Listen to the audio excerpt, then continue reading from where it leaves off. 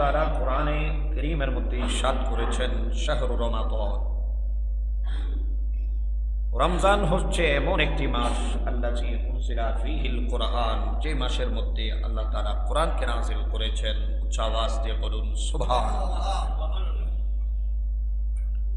তাহলে এখান থেকে বোঝা যায়, দলিলকে নেওয়া যায়, মাহে রমাদানুল মুবারক এটা হচ্ছে কোরআনে পাকের একটি মাস।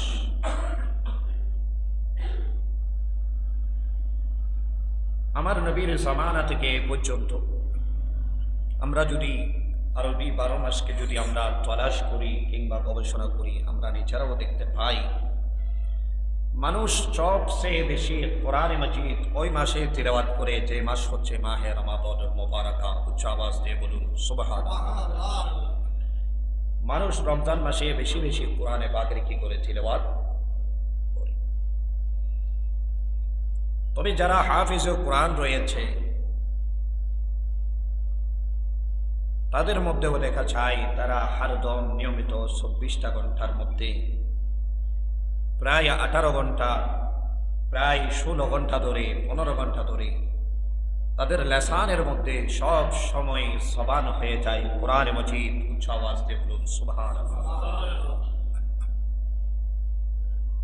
কোরআনে মাজিদ এটার গুরুত্ব অতুলনীয়। হযরত উসমান রাদিয়াল্লাহু তাআলা আনহু থেকে একটি হাদিস বর্ণিত হয়েছে, আনিন নবী সাল্লাল্লাহু আলাইহি ওয়াসাল্লাম ক্বালা খায়রুকুম মান তাআল্লামাল কুরআন ওয়া আল্লামাহু। যে হাদিসটি বুখারী শরীফের মধ্যে উল্লেখ করা হয়েছে। নবীজি সাল্লাল্লাহু আলাইহি ওয়াসাল্লাম ইরশাদ করলেন, খায়রুকুম মান তাআল্লামাল কুরআন, তোমাদের মধ্যে সে ব্যক্তি শ্রেষ্ঠ যে ব্যক্তি কোরআনে মাজিদকে শিক্ষা করেছে এবং ওয়াল্লামাহু, কোরআনে মাজিদ শিক্ষা দিয়ে থাকেন।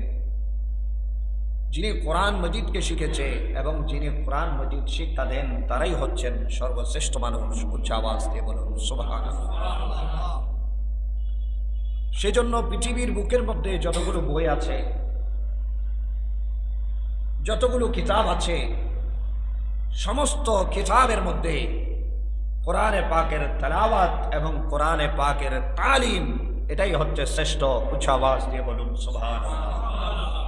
শুধু আমরা স্বীকার করছি তা নয়, কিন্তু বিধর্মীরাও এটা স্বীকার করতে বর্তমান বিশ্বে বাধ্য হয়েছে এবং তারা মুগ্ধ হচ্ছে কোরআনে পাকের তেলাওয়াত শুনে।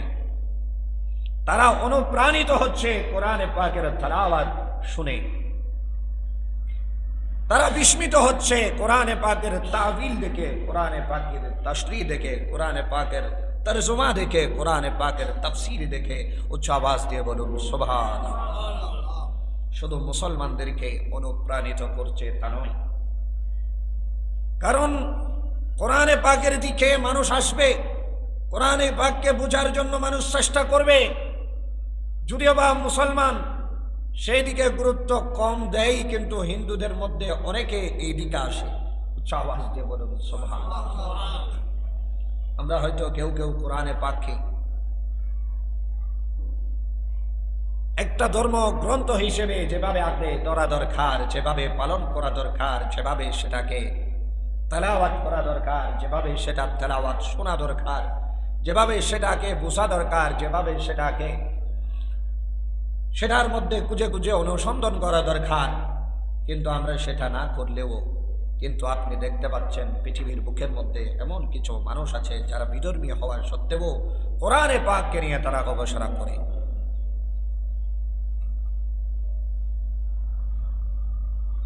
কোরআনে পাকের মধ্যে মানুষকে আসতেই হবে।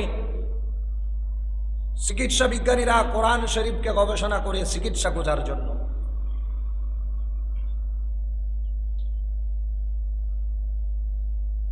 যারা লয়ার আছে তারা কোরআন শরীফকে গবেষণা করে বক্তব্য সুন্দর আকারে দেওয়ার জন্য।